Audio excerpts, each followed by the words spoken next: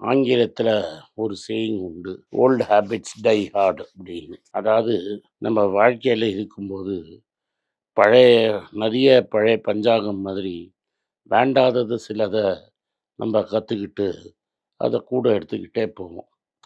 அது இந்த மாடர்ன் டேஸில் கம்ப்ளீட்டாக மீனிங்கே இல்லாமல் இருக்கும். அது ஆனாலும் ட்ரெடிஷன்ஸு, நம்ம பரம்பரை அப்படின்னு ஹிந்தியில் சொல்லுவாங்க, சான்ஸ்கிரிட்டில் சொல்லுவாங்க. அதனால் ஐதீகம் அப்படின்னு சொல்லி அதை பண்ணிக்கிட்டே இருப்போம். சம்டைம்ஸ் ஓல்டு ஹேபிட்ஸை விட்டுட்டு புது ஹேபிட்ஸுக்கு நம்ம போகணும்.